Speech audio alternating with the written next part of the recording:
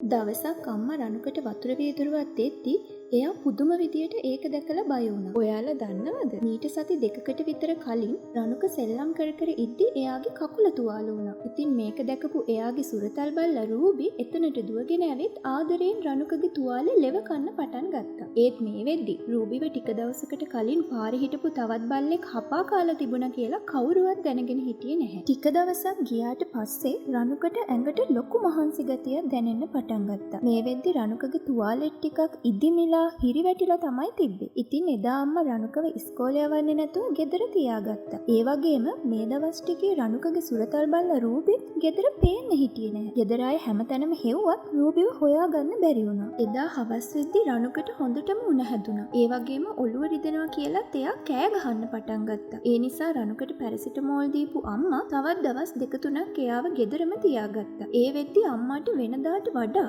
රණුකගේ හැසිරීමේ අමුත්තක් දැනෙන්න පටන් ගත්තා. එයා කටේ කෙල පෙරාගෙන හරිම අමුතු විදියට තමයි හැසිරුනේ. වෙනදාට ෆෑන් එක නැතුව නිදාගන්නේ නැති රණුක දැන් ෆෑන් එක දාද්දි හයියෙන් කෑ ගහනවා. ඉතින් දවසක් උදේ අම්මා රණුකට බෙහෙත් බොන්න වතුර වේදුරුවක් දෙද්දි එයා සිහි විකලෙන් වගේ ඒක විසි කරලා කෑ ගහන්න පටන් ගත්තා. රණුකට හැදුන මේ ලෙඩේ තමයි හැදුනොත් අනිවාර්යයෙන්ම මරණයට පත්වෙන ජල බීතිකාව. මේ ලෙඩේ හැදෙන්න කලින් වළක්වා ගැනීම අනිවාර්ය වන්නේ මේ නිසයි. ජල බීතිකාව එහෙමත් නැත්නම් රේබීස් කියන්නේ රේබීස් වෛරසය මගින් ආසාදනය වන රෝගයක්. මේ රෝගය අපගේ ස්නායු පද්ධතියට ආසාදනය වී පසුව මුළු ස්නායු පද්ධතියම වේගයෙන් අඩපණ කරන මාරාන්තික රෝගයක්. රේබීස් වෛරසය ආසාදිත සතුන් මගින් මිනිසුන්ට සම්ප්‍රේෂණය වෙනවා. මේ රෝගයේ ප්‍රධාන වාහකයා වන්නේ ආසාදිත සුනකයින්. මීට අමතරව ආසාදිත බළලුන්, වවුලන්, වඳුරන් සහ කැලෑ සතුන්ද වාහකයන් ලෙස ක්‍රියා කරනවා. ආසාදිත සතුන්ගේ කේටය මගින් මේ වෛරසය අපගේ ශරීරයට ඇතුළු වෙනවා. එම නිසා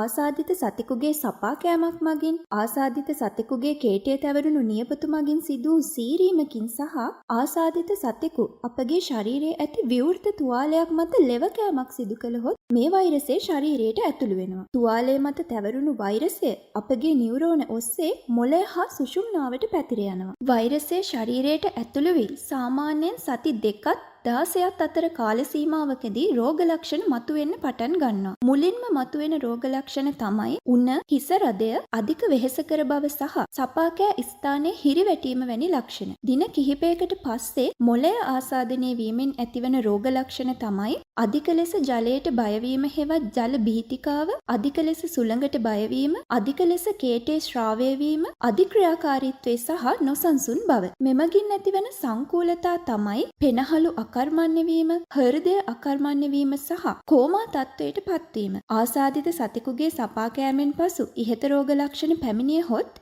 අනිවාර්යයෙන්ම මරණයට පත්වෙනවා. එම නිසා මේ රෝගය වළක්වා ගැනීම ඉතාම වැදගත්. ඒ සඳහා සතෙකුගේ සපා කෑමක් සිදු වුණොතින් සපා කෑ ස්ථානය හොඳින් සබන් යොදා ගලා යන ජලයෙන් සෝදා හැකි ඉක්මනින් රෝහලක් වෙත යා යුතුයි. ඒ වගේම සපා කෑ සත්වයාගේ යම් අසාමාන්‍ය හැසිරීමක් හෝ රෝග ලක්ෂණ ඇද්දැයි දින 14ක් යනතෙක් නිරීක්ෂණය කිරීම අනිවාර්යයි. සපා කෑමෙන් පසු නොකළ යුතු දේ තමයි රෝහලකට යාම ප්‍රමාද කිරීම, තුවාලය මත තෙල්, ඖෂධ පැලෑටි වැනි දෑ ආලේප කිරීම සහ තුවාලය තදින් වෙලීම හෝ පිළිස්සීම. සපා කෑමකින් පසු කළ යුතු වඩාත්ම වැදගත් දේ තමයි අනිවාර්යයෙන්ම ජල බීතිකා එන්නත ලබා ගැනීම. සත්වයින් රැක බලා ගන්නා පුද්ගලයන් සහ වනජීවී නිලධාරීන් වැනි සපා කෑම් වලට දැඩි අවධානමක් ඇති අයට පෙර සෝදානමක් විදියට සපා කෑමක් සිදුවීමට පෙරවුවද එන්නත ලබාගත හැකියි. ඒ වගේම තමයි ඔයාලගේ ගෙදර ඉන්න බල්ලන්, බළලුන් වගේ සුරතල් සතුන් නිසි වෙලාවට එන්නත් කරන්නත් අමතක කරන්න එපා. තවත් මේ වගේ වැදගත් වීඩියෝ එකකින් හමු වෙනකම්